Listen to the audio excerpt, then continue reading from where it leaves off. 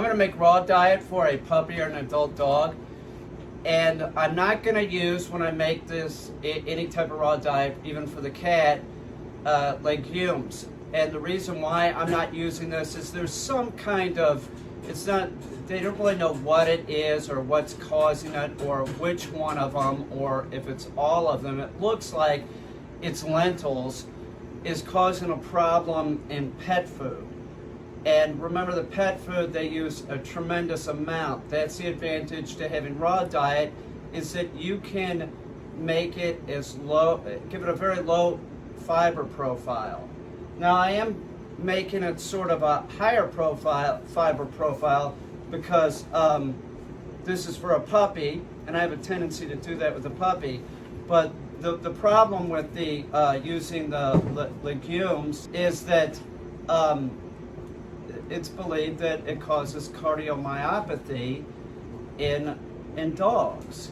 So all the pet food that they're using this branding, saying, well, this is grain-free, that's the food that's causing the cardiomyopathy. And there's some indication that that's what's causing it. It's lentils or whatever. Now, usually I would never even use lentils. I might use some green beans, or I might throw some green peas in there. But one thing that I'm always using is spinach. And many times I just use spinach. This time when I make this, I am going to be using some grain. I'm going to be using brown rice. So I'm going to use about 2 cups of brown rice, a can of spinach, and 1, 2, 3, about 8 leg quarters. Please be assured that if your dog eats a green bean or a pea, that they're fine. They really aren't sure what's causing this. All they know is it's pet food that's causing it, and it's grain-free. So that grain-free dog food that you're feeding your dog that's supposed to be so healthy, Google it and make sure that it isn't. Some of them, it's causing it more than others. And I believe, if I'm not mistaken, the ones that have more lentils in it are causing the problem. So don't think that you're doing your dog any favor by giving your dog that grain-free diet. There's nothing wrong with giving your dog a little bit of grain. It's fine, and there's nothing wrong with giving your dog a little bit of spinach. There's probably nothing wrong with giving your dog a green bean or two. That's not really too much of an issue. Giving your dog a grape, yes, that would be very bad for your dog. Never give your dogs grapes or any raisins, anything like that. That can be toxic. That's toxic to your dog. Even a product that has raisins in it, like say A1 sauce, you would not give that to your dog. That can really screw your dog up. There's many things that can screw your dog up. Grapes are one of them. If a green bean falls on the floor, or some lentils fall on the floor and your dog gets it, your dog's going to be all right. This is people that are feeding this over a period of time, and you understand that the pet food has a huge amount in it. So first I'm going to take by the way, this is a cold steel battle axe. It's designed by Lynn Thompson himself. I've had it for about 10 years. And we'll see how it does cutting up the chicken. A little hint, chicken, if it's semi-frozen, cuts great. So if you have your chicken, you do not have to have it completely thawed. You can cut it semi-frozen, and it should cut real sweet. And it does, it cuts like butter.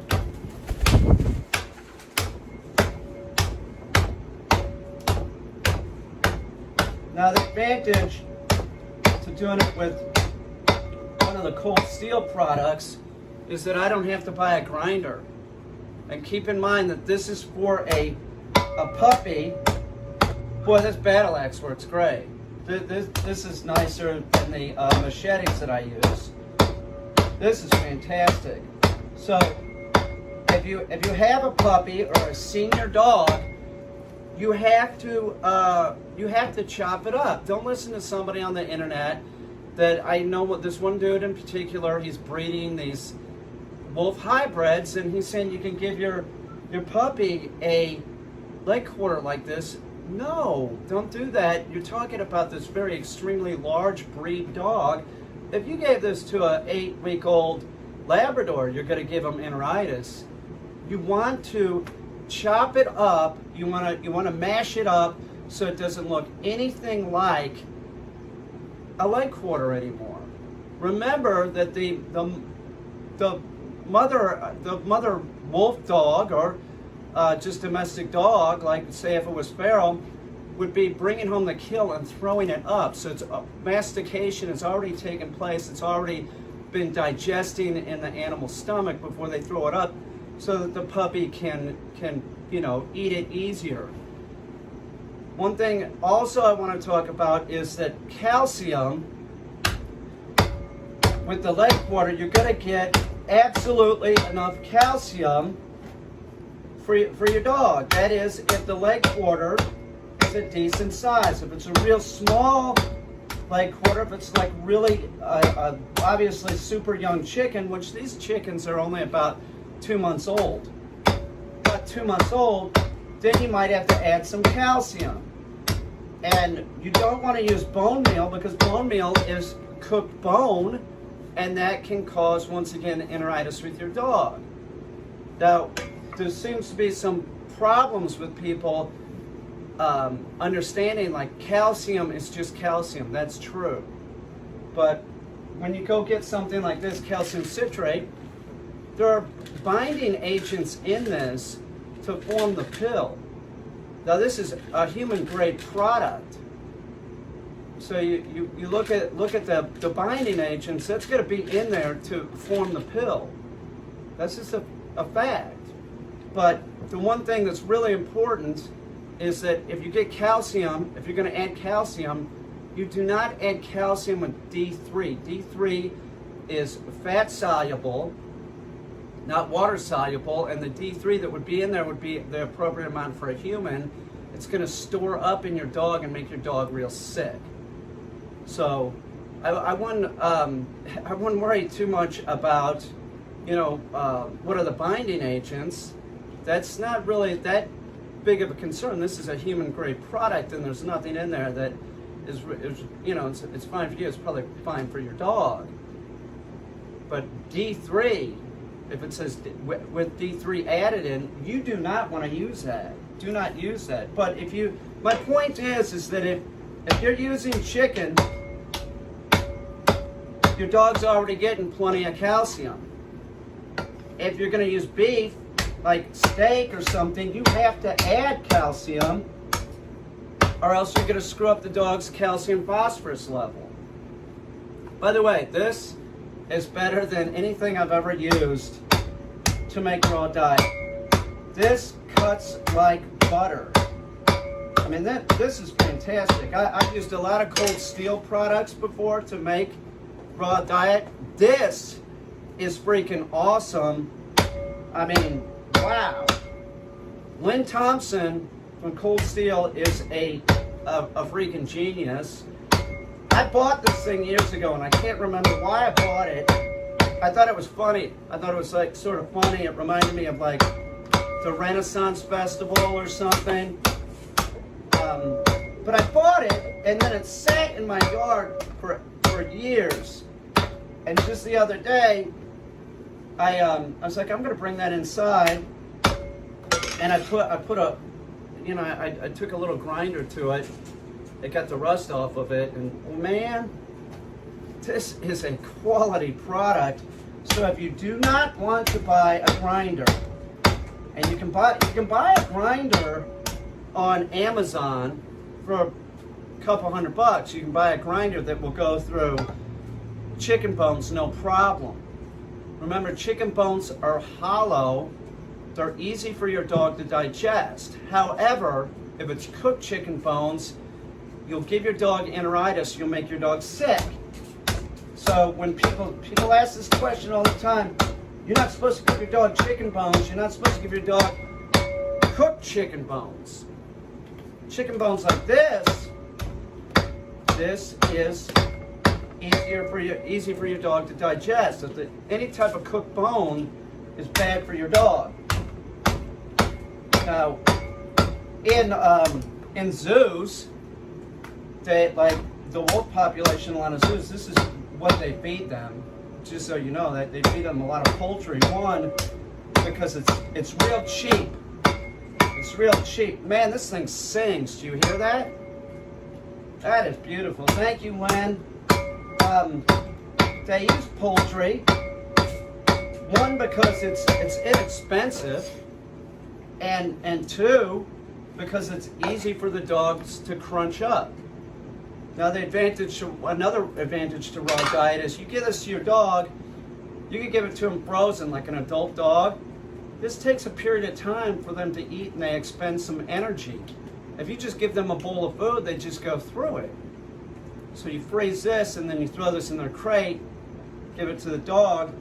Some dogs go through it quicker than others, it depends.